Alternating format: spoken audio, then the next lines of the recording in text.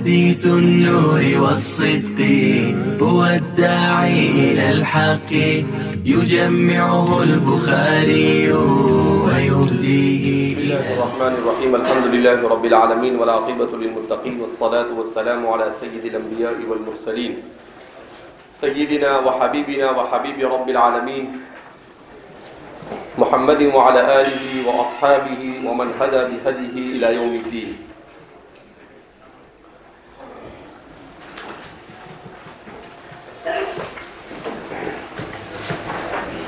امام بخاری اس باب میں دو روایتیں بیان کر رہے ہیں.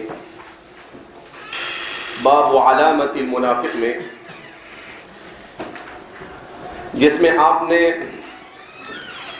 پہلی روایت سلیمان ابو الربیع کے حوالے سے بیان کی. سلیمان ابو الربیع سے مراد سلیمان ابو الربیع الزہرانی ہے، جن کی وفات 234 میں ہوئی. انہوں نے اسماعیل بن جعفر سے روایت کیا. اسماعیل بن جعفر ابن کثیر الانصاری، ان کی وفات 180 میں ہوئی. انہوں نے نافع بن مالک بن ابی عامر ابو سہیل سے روایت کیا.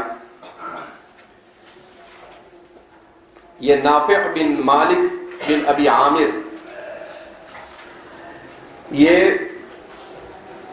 حضرت امام مالک ان کے چچا ہے، نافع بن مالک. ان کا انتقال 140 ہجری میں ہوا.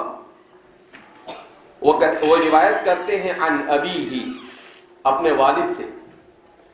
اس سے مراد ہے مالک بن ابی عامر ابو سہیل.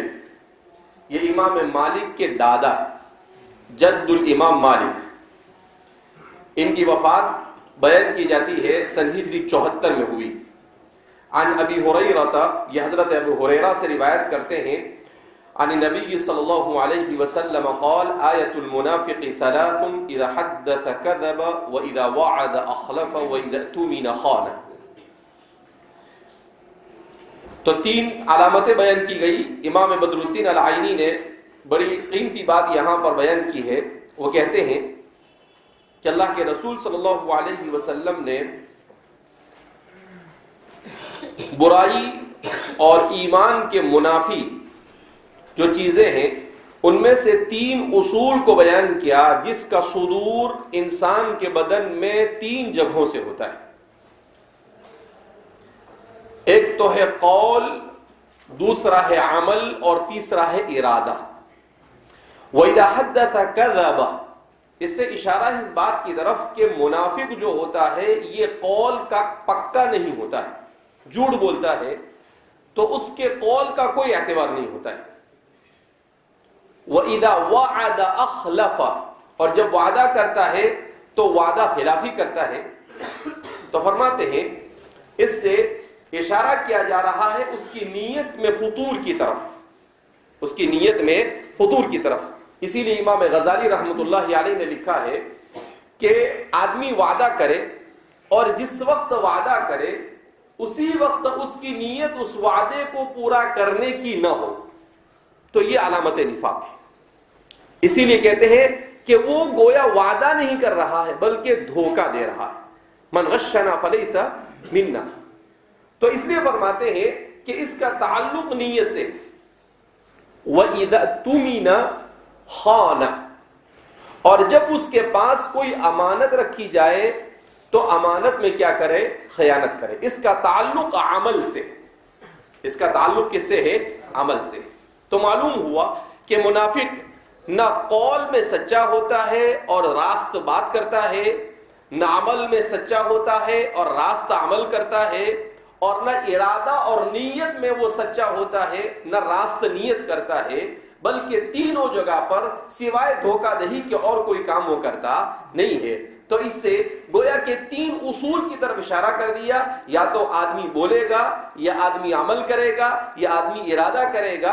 اس حدیث میں گویا کہ ان تینوں کی طرف اشارہ کر کر منافق کو کلی طور پر یہ کہا گیا کہ دھوکہ اور دھوکے کا اگر کسی کو منبع اور مرجع کہا جا سکتا ہے تو وہ کون ہو سکتا ہے؟ منافق ہو سکتا ہے. وبه قال حدثنا قبيصة بن عقبة قال حدثنا سفيان عن الأعمش عن عبد الله بن مرة عن مسروق عن عبد الله بن عمرو رضي الله عنه وعنهم أجمعين أن النبي صلى الله عليه وسلم قال 4 من كن فيه كان منافقا خالصا ومن كانت فيه خصلة منهن كانت فيه خصلة من النفاق حتى يدعها إذا اؤتمن خان وإذا حدث كذب وإذا عاهد غدر وإذا خاصم فجر. تابعه شعبة عن الأعمش. دوسری روایت بیان کرتے ہیں امام بخاری حدثنا قبیصہ بن عقبہ، قبیصہ ابن عقبہ کے حوالے سے. قبیصہ ابن عقبہ الکوفی، یہ سفیان ابن عقبہ الکوفی بڑے محدث گزرے ہیں، ان کے بھائی ہیں.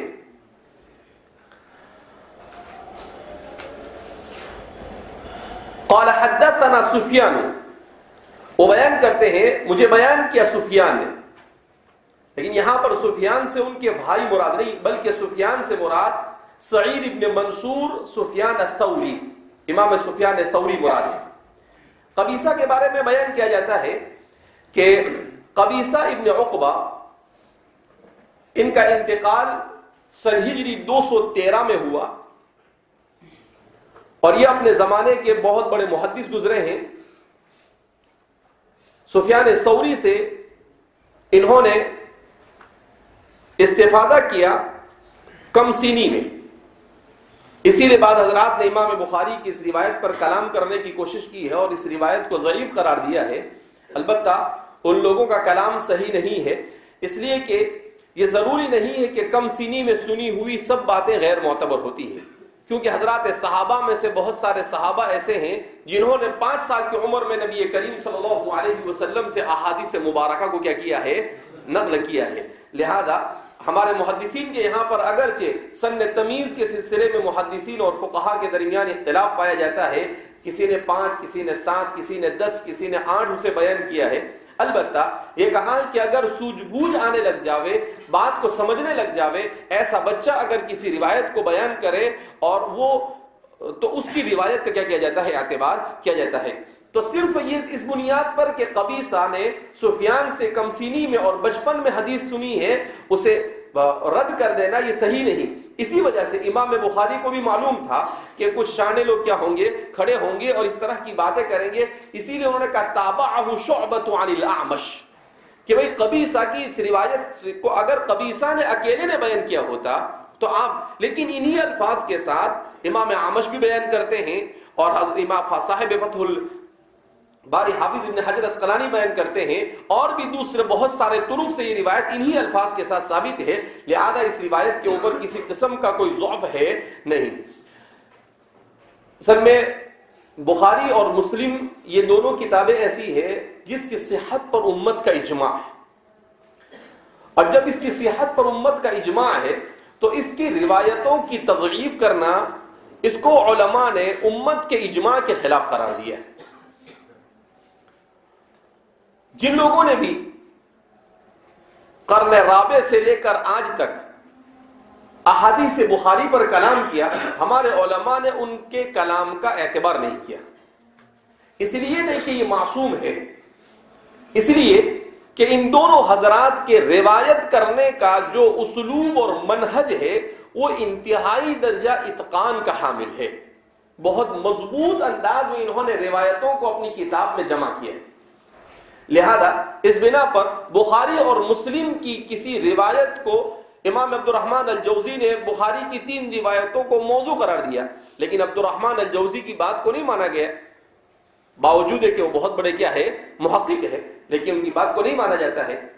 اسی طریقے سے ناصر الدین الالبانی، انہوں نے بھی احادیث بخاری میں سے تقریباً 8-10 حدیثوں کی تضعیف کی ہے، مگر ان کی بات کا بھی اعتبار نہیں. اور بھی کچھ لوگ گزرے ہیں. تو اس لیے بخاری اور مسلم شریف کی روایت کے تضعیف یا اسے موضوع یا غیر معتبر قرار دینا لیس امر ہین، یہ کوئی آسان کام نہیں ہے. اگر کیا بھی تو تلقی بالقبول کی وجہ سے ہمارے علماء نے اس کی روایت کے اوپر اس طرح سے ضعف کے اعتبار سے کلام کرنے کو، ہاں اس میں کہیں تعبیر ہو جاوے، روایتوں میں تعارض کو ختم کرنے کی کوئی صورت ہو، وہ الگ ہے، لیکن اس کی تضعیف نہیں کی جا سکتی ہے. بہرحال اصح الکتب بعد کتاب اللہ ہے یہ کتابیں.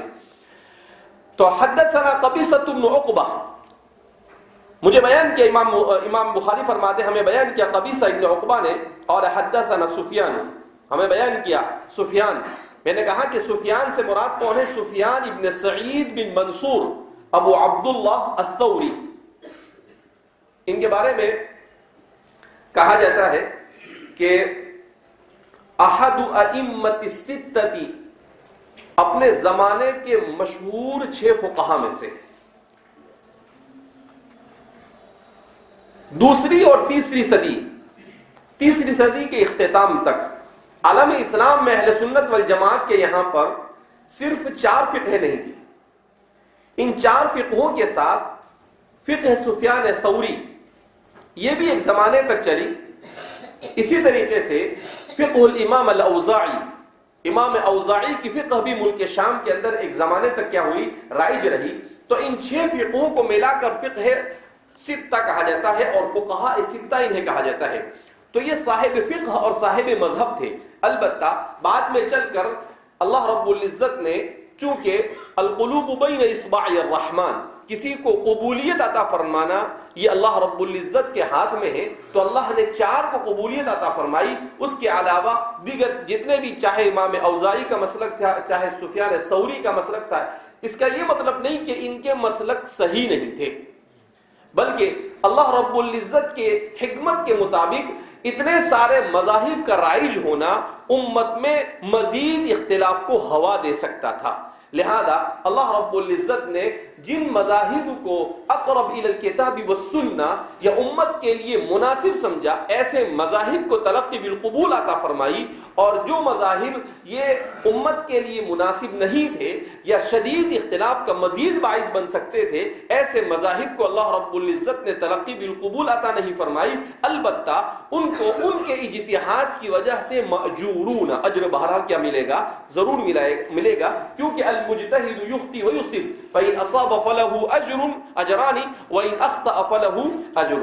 بہرحال تو امام سفیان ثوری مشہور ائمہ فقہ میں سے ان کا شمار ہوتا ہے، اور ان کی ولادت سن ہجری 97 میں ہوئی، اور ان کی وفات یہ سن ہجری 160 یا 61 میں ہوتی ہے. امام سفیان ثوری ان کا انتقال بصرہ میں ہوا.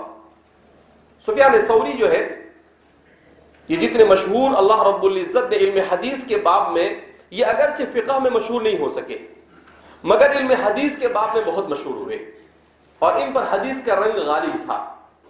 یعنی 6 مدار الاسانید جو محدثین ہیں، ان 6 مدار الاسانید محدثین میں سے کون ہے؟ امام سفیان ثوری. امام زہری اور سفیان ثوری، یحییٰ ابن سعید الانصاری، یحییٰ ابن معین، اور وہ 6 جو لوگ ہیں ان میں سے امام سفیان ثوری، تو اللہ نے ان کو ادھر مقبولیت نہیں عطا فرمائی تو انہیں ادھر مقبولیت عطا فرمائی. تو ان کا انتقال سن ہجری 160 یا 161 میں ہوتا ہے. ان کی زندگی بڑی آزمائش بڑی زندگی ہے، اور یہ کوفہ میں پیدا ہوئے، یہ تھے اصل خراسان کے، خراسان میں پیدا ہوئے، کوفہ میں ان کی نشو و نما ہوئی، اور پھر اس کے بعد کوفہ میں ایک زمانے تک مقیم رہے. مگر اس کے بعد آپ کو وہاں کا قاضی بننے کے بارے میں کہا گیا، تو آپ نے وہاں سے راہ فرار اختیار کی اور وہاں سے آپ بصرہ آئے. بصرہ میں بھی اس زمانے کے حاکم نے آپ کے خلاف اعلان دیا کہ جو ان کو پکڑ کر لائے گا اسے 10,000 دینار کا انعام دیا جائے گا. تو آپ نے وہاں سے یمن کا رخ کیا. ایک زمانے تک آپ یمن میں مزدور بن کر آپ زندگی گزارتے رہے، اور پھر اس کے بعد ایک آدمی نے آپ کو چوری کی تہمت لگائی آپ کے اوپر اور آپ کو غلام بنانے کی کوشش کی. تو جس شخص کو اس نے غلام بنا کر بیچنے کی کوشش کی وہ ہوشیار آدمی تھا. اس نے آپ کو دیکھ کر کہا کہ یہ آدمی تو ایسا کام کر سکتا نہیں ہے. تو پھر اس نے کہا کہ ایک کام کرو، آپ یہاں سے چلے جاؤ. تو آپ مکہ مکرمہ آ گئے، مکہ آئے، حج میں پہنچے تو وہاں پر اس زمانے کا جو مسلمانوں کا خلیفہ تھا بنو امیہ کا، اس کو پتا چلا کہ سفیان ثوری مکہ میں ہے، تو اس نے اعلان کیا کہ میں مکہ مکرمہ میں آؤں گا اور سفیان ثوری کو پکڑ کر انہیں سولی پر لٹکا دوں گا، اس لیے کہ وہ حاکم کی مخالفت کرتے ہیں۔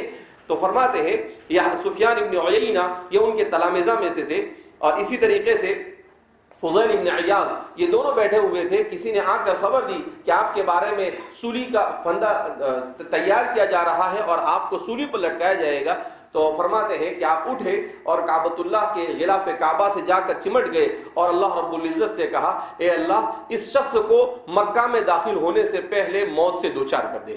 تو فرماتے ہیں کہ وہ راستے میں بیمار ہوا اور خلیفہ وہیں پر مر گیا، مکہ میں وہ داخل ہو سکا نہیں۔ تو اس موقع پر فضیل ابن عیاض نے کہا رب اشعث ابغر لو اقسم علی اللہ لابر، کہ یہ ان لوگوں میں سے ہیں کہ اگر اللہ پر قسم کھا لے تو اللہ کی قسم کو کیا کر دیتا ہے، پورا کر دیتا ہے۔ اس کے بعد بھی بڑی آزمائش سے زندگی گزری۔ یہ عبد الرحمن المہدی کے گھر میں کبھی چھپتے تھے اور کبھی دیگر محدثین کے گھروں میں، اور روپوشی کے عالم ہی میں آپ کا انتقال ہوا بصرہ میں، اور جب آپ کا انتقال ہوا تو کسی کو نہیں پتا تھا کہ آپ بصرہ میں ہیں۔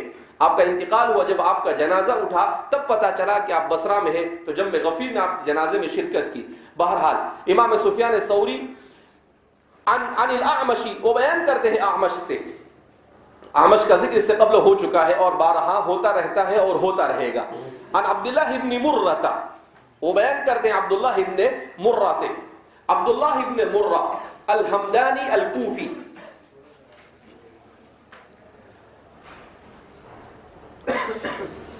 ان کا انتقال سن ہجری 100 میں ہوا۔ کبار محدثین میں ان کا شمار ہوتا ہے۔ عن مسروق، مسروق ابن الاجدع الکوفی، انہیں مسروق کہا جاتا ہے لأنه سرق في صغره، یہ بچے تھے، چھوٹے سے تھے، پیدا ہونے کو کچھ ہی دن ہوئے تھے کہ ان کو چورا لیا گیا اور چوری کر کر ان کو اٹھا کر کیا ہو گیا، لے گیا۔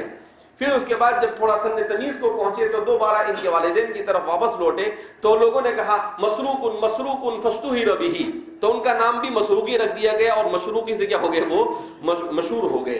تو مسروق ابن الاجدع، ان کے بارے میں آتا ہے کہ انہوں نے نبی کریم صلی اللہ علیہ وسلم کے زمانے کو پایا، البتہ آپ کی رویت آپ کو نصیب نہیں ہوئی، آپ کا انتقال سن ہجری 62 میں ہوا۔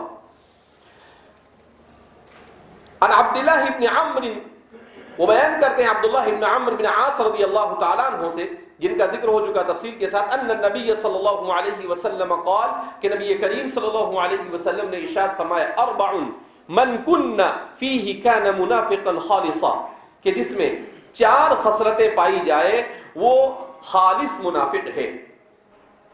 ومن كانت فيه خصلة منهن، اور جن میں ان میں سے کوئی ایک خصلت پائی جائے، كانت فيه خصلة من النفاق، تو اس میں گویا کہ نفاق کی ایک خصلت پائی جائے گی، حتى يدعها، یہاں تک کہ وہ اسے ترک کر دے، اسے چھوڑ دے۔ اذا تؤمن خان، جب اس کے پاس امانت رکھی جائے تو خیانت کرے۔ واذا حدث كذب، اور جب بھی بات کرے تو جھوٹ بولے۔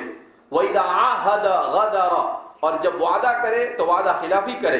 وَإِذَا خَاصَمَ فَجَرَ، اور جب کسی سے جھگڑا کرے تو گالی گلوچ پر اتر آئے۔ تابعہ شعبۃ عن الاعمش، امام شعبہ نے اعمش سے اس روایت کو متابعتاً ذکر کیا ہے۔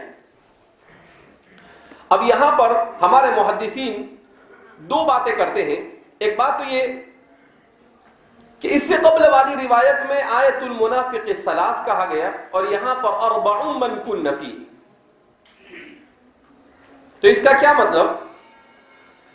تو فرماتے ہیں کہ آیت المنافق ثلاث میں یہ قید اتفاقی ہے، قید احترازی نہیں، یعنی ضروری نہیں ہے کہ 3 ہی چیزیں، لہذا اگر اس سے زائد بھی ہو تو کوئی حرج نہیں۔ بعض حضرات کا کہنا ہے کہ اصلت و منافق کی یہ 3 ہی اصل اور اصولی اعتبار سے علامت ہے، مگر پھر اس کے ساتھ دوسری چیزیں بھی شامل ہو سکتی ہے، لیکن بنیادی طور پر یہ تین ہی ہے. بنیادی طور پر یہ کیا ہے؟ تین ہی ہے. اس لیے کہ جیسا کہ ہمارے محدثین اس کی شرح کرتے ہیں، اس سے پتہ بھی چلتا ہے کہ انسان یا تو بولتا ہے، یا انسان اپنے جوارح سے عمل کرتا ہے، یا انسان اپنے دماغ سے سوچتا ہے، اور وہ تینوں چیزیں ان تین میں کیا ہو جاتی ہے؟ شامل ہو جاتی ہے. تو فرماتے ہیں اصل تو تین ہی ہے، مگر چوتھی بھی بیان کی گئی اور بعض روایتوں میں 5 بھی بیان کی گئی ہے. لہذا اس بنا پر اصل 3 ہے، اور دیگر روایتیں یا اسی دیگر روایتوں میں جو عدد مذکور ہے اس کے ساتھ کیا ہو جاتا ہے؟ ضم ہو جاتا ہے. اربع من کن فیہ، کہ جس میں 4 چیزیں پائی جائے، کان منافقا خالصا، وہ خالص منافق ہے. اسی لیے حافظ ابن حجر اسقلانی فرماتے ہیں کہ جس میں جتنی نفاق کی علامت زیادہ پائی جائے گی وہ اتنا بڑا منافق ہوگا. منافقا خالصا یعنی کم سے کم 3 علامتوں کا پایا جانا یہ منافق ہونے کے لیے کافی ہے، اور اس کے بعد اس میں اضافہ ہوتا چلا جانا یہ حضرت کے خلوص فی النفاق کی طرف علامت اور نشانی بنتا چلا جائے گا. کیا جتنی زیادہ برائیاں اس میں پائی جائے گی وہ اتنا بڑا منافق ہوتا کیا ہو جائے گا؟ چلا جائے گا. فَأَرْبَعٌ مَّن كُنَّ فِيهِ كَانَ مُنَافِقًا خَالِصًا. اسی لیے آگے بات بیان کریں، وَمَن كَانَتْ فِيهِ خَصْلَةٌ مِّنْهُنَّ، جس میں ان میں سے کوئی ایک علامت پائی جائے، كَانَتْ فِيهِ خَصْلَةٌ مِّنَ النِّفَاقِ، تو اس میں نفاق کی خصلت پائی جائے گی، حَتَّى يَدَعَهَا، یہاں تک کہ وہ اسے ترک کر دے. اور وہ کیا ہے 4 چیزیں؟ اذا اؤتمن خان. اس سے قبل والی روایت میں بھی اس کو بیان کیا گیا کہ وہ خیانت کا حامل ہو، یعنی فساد فی العمل کا حامل ہو. وَإِذَا حَدَّثَ كَذَبَ، اس کو بھی بیان کیا گیا پیچھے، اور جب بولے تو جھوٹ بولے. یہ فساد فی القول کی طرف نشاندہی کرتا ہے. وَإِذَا عَاهَدَ غَدَرَ، اور جب اس کے پاس اس سے کوئی معاہدہ کیا جاوے تو وہ دھوکہ کرے. الغدر معنی ہو وفا، ترک الوفائی، وفا کو ترک کرنا یعنی دھوکہ دینا. اسی لیے امام غزالی فرماتے ہیں کہ اگر آدمی جس وقت وعدہ کرے اسی وقت وہ نہ کرنے کی نیت کرے تو یہ تو نفاق حرام اور ناجائز ہے. البتہ کوئی آدمی جس وقت وعدہ کرے اس وقت وہ نیت بھی کرے کہ میں اس وعدے کو پورا کروں گا، میں اس وعدے کو کیا کروں گا؟ پورا کروں گا، مگر سستی اور کاہلی کی وجہ سے اس وعدے کو وہ پورا کر سکا نہیں، تو پھر اس صورت میں فرماتے ہیں کہ یہ مکروہ تنزیہی ہے. یہ کیا ہے؟ مکروہ تنزیہی.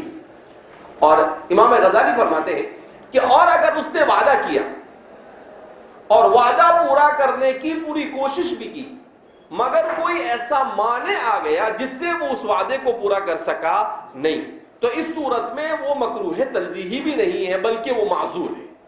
اس صورت میں وہ کیا ہے؟ معذور ہے. تو فرماتے ہیں کہ یہ اس وقت علامت نفاق ہوگی جب وعدہ کرتے وقت ہی اس کی نیت یہ ہو کہ میں خالی اس کو بیوقوف بنا رہا ہوں، مجھے اس کے ساتھ اس وعدے میں وفا کرنی ہے نہیں. تو کہا اس صورت میں یہ علامت نفاق ہے. وَإِذَا خَاصَمَ فَجَرَ، اور جب مخاصمت کرے، خاصم یخاصم مفاعلتاً، مفاعلت سے، اور باب مفاعلت کا خاصہ کیا ہے؟ المشارکۃ، قاتل یقاتل مقاتلتاً، آپس میں قتال کرنا. ایسے ہی خاصم یخاصم مخاصمتاً، آپس میں جھگڑا کرنا، آپس میں ایک دوسرے کے ساتھ لڑائی پر اتر آنا. تو فرماتے ہیں وَإِذَا خَاصَمَ، اور جب جھگڑا کرے، فَجَرَ، تو فجور کا مرتکب ہو، یعنی برے بھلے کلمات پر آمدہ ہو جاوے، گالی گلوچ پر کیا ہو جاوے؟ اتر آئے. یعنی حضرت کا غصے پر کنٹرول باقی نہ رہے. جہاں کسی کے ساتھ کچھ ہوا کہ ہائی ٹیمپریچر، فوراً گالی گلوچ کیا ہو جاوے؟ شروع ہو جاوے. تو فرمایا کہ نہیں. اسی لیے نبی کریم صلی اللہ علیہ وسلم نے کہا لیس الشدید بالسرعہ انما الشدید الذی یملک نفسہ عند الغضب، کہ پہلوان وہ نہیں ہے جو کسی کو پچھاڑ دے، انما الشدید الذی یملک نفسہ عند الغضب، بلکہ پہلوان وہ ہے جو اپنے غصے پر قابو رکھ سکے. جو اپنے غصے پر کیا رکھ سکے؟ قابو رکھ سکے. تو اس لیے فرماتے ہیں کہ اللہ کے رسول صلی اللہ علیہ وسلم نے اس مزید خصلت کو بیان کیا، ورنہ ہمارے محدثین میں ایسے ایک بڑی جماعت کا کہنا یہ ہے کہ وہ اذا خاصم فجر اذا حدث کذب میں داخل ہے، یعنی فساد فی القول میں داخل ہے. یہ فساد فی القول میں کیا ہے؟ داخل ہے.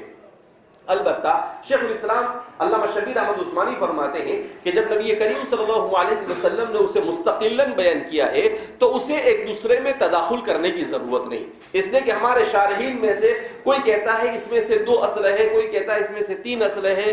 تو شیخ الاسلام علامہ شبیر احمد عثمانی کہتے ہیں کہ ارے بھیا حضور نے بیان کیا تو سبھی اسلحے، اس کو ایک دوسرے میں تداخل کرنے کی ہمیں کوئی ضرورت ہے نہیں. اللہ کے رسول صلی اللہ علیہ وسلم ہی اس کی حکمت اور مصلحت کو جانتے ہیں. تو چونکہ آدمی اس طرح کی حرکتیں کرتا ہے، اسی لیے علامہ انور سا کشمیری فرماتے ہیں کہ نبی کریم صلی اللہ علیہ وسلم ان خصال کو بیان کر یہ نہیں چاہتے ہیں کہ ہم آپس میں مسلمان ایک دوسرے کو منافق کہنا کیا کر دے ہوئے شروع کر دے ہوئے، بلکہ اللہ کے رسول صلی اللہ علیہ وسلم کا اس سے مقصد اسلامی معاشرے کی اس طرح کی غلط برائیوں سے تطہیر ہے.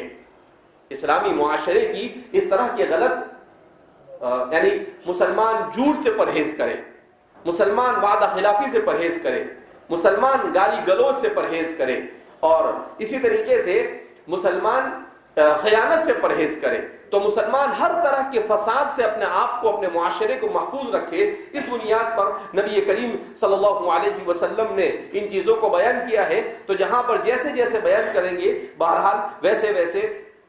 اور نفاق جو ہے یہ بہت طویل موضوع ہے. شیخ عبد الرحمن حبنک المیدانی جو ملک شام کے بہت بڑے محدث، فقیہ اور مفسر گزرے ہمارے اس آخری دور میں، علوم عربیہ، علوم اسلامیہ کے بہت بڑے ماہر گزرے ہیں. انہوں نے مستقل کتاب لکھی ہے النفاق والمنافقون فی التاریخ الاسلامی، 2 جلدوں میں. کتنی جلدوں میں؟ 2 جلدوں میں. اور اس میں انہوں نے لکھا ہے کہ نفاق کیا ہے اور منافق کسے کہا جاتا ہے. ہمارے زمانے میں اپنے آپ کو نفاق سے بچانے کے لیے اس طرح کی چیزوں کو کیا کرنا چاہیے؟ پڑھنا چاہیے، تاکہ آدمی کم از کم دوسرے کو نہیں تو اپنے آپ کو تو اس طرح کے نفاق سے کیا کر سکے؟ بچا سکے. ہم جس دور سے گزر رہے ہیں یہ دور نبی کریم صلی اللہ علیہ وسلم کے زمانے کی طرح منافقوں سے بھرا ہوا ہے. کسے بھرا ہوا ہے؟ منافقوں سے بھرا ہوا ہے. اور نقصان زیادہ کس سے ہوتا ہے؟ گھر کا بھیدی لنکا ڈھائے. اگر آدمی سیدھا سیدھا کافر ہے تو وہ دشمن ہے، سامنے ہے ہمارے، لیکن ایک اپنے آپ کو مسلمان کہے اور مسلمان کہنے کے بعد وہ اسلام کے خلاف کیا کرے؟ زبان کو استعمال کرے، تو ظاہر سی بات ہے کہ اس سے زیادہ مسلمانوں کے لیے مزید خطرے کا باعث کوئی ہو سکتا نہیں. لیکن یہ بات سمجھ لینی چاہیے کہ اسلام دین برحق ہے. کسی کے اسلام کو نقصان پہنچانے سے اسلام کو نقصان نہیں پہنچتا ہے. نہ پہنچا ہے، نہ پہنچا ہے، نہ پہنچے گا. اسلام کو نقصان نہیں پہنچتا. اسلام تو اللہ کا دین ہے. نقصان کس کو ہوگا؟ اسی کا ہوگا. نقصان کس کا ہوگا؟ اسی کا ہوگا جو اسلام کو نقصان پہنچانے کی کوشش کرے. وَمَا ظَلَمُونَا وَلَكِنْ كَانُوا أَنفُسَهُمْ يَظْلِمُونَ. لہذا اس بنا پر آدمی کو یہ کوشش کرنی چاہیے کہ اس کے ذریعے سے اسلام کو سربلندی حاصل ہو. من قاتل لتكون كلمة الله هي العليا. آدمی کا زندگی کا مقصد، خاص طور پر ایک عالم کی زندگی کا مقصد یہ ہونا چاہیے کہ اس کی کوشش یہ ہو کہ اس کے ذریعے سے اللہ کے دین کو سربلندی حاصل ہو. وہ تو ہے ہی سربلند، مگر اس کا دفاع کرنا اور اس کے دعوت کے لیے کوشش کرنا اور باطل کو مٹانے کی کوشش کرنا، یہ ایک عالم کا کیا ہوتا ہے؟ فریضہ ہوتا ہے. ورنہ اچھے اچھے علماء یہ بھی کیا ہو جاتے ہیں؟ نفاق کا شکار ہو جاتے ہیں. باب قیام لیلۃ القدر من الایمان. وبه قال حدثنا ابو اليمان قال اخبرنا شعيب قال حدثنا ابو الزناد عن الاعرج عن ابي هريره رضي الله عنه وعنه اجمعين قال قال رسول الله صلى الله عليه وسلم من یقم لیلۃ القدر ایمانا واحتسابا غفر له ما تقدم من ذنبه۔ امام بخاری کچھ چیزوں کو بیان کیا جس کا تعلق ایمان سے تھا، اس کے بعد کچھ ایسی چیزوں کو بیان کیا جو چیزیں منافی ایمان تھی، کفر دون کفر، نفاق دون نفاق، اس طرح کی چیزوں کو بیان کیا، اور پھر اس کے بعد دوبارہ ایسی چیزوں کو بیان کرنے جا رہے ہیں جس کا تعلق ایمان اور اسلام کو مضبوط کرنے سے ہے، تاکہ جہاں سے ایمان کے مضبوط کرنے کا آغاز کیا کہیں بیچ میں دوسری چیزوں سے متاثر نہ ہو اور دوبارہ اپنے ایمان کو کیا کر سکے، مضبوط کر سکے۔ اس وجہ سے دوبارہ ایمان کو اور اسلام پر استقامت اور اس پر آدمی کو جمنے کے لیے کیا چیزیں معین اور مددگار ہو سکتی ہے اسے بیان کر رہے ہیں۔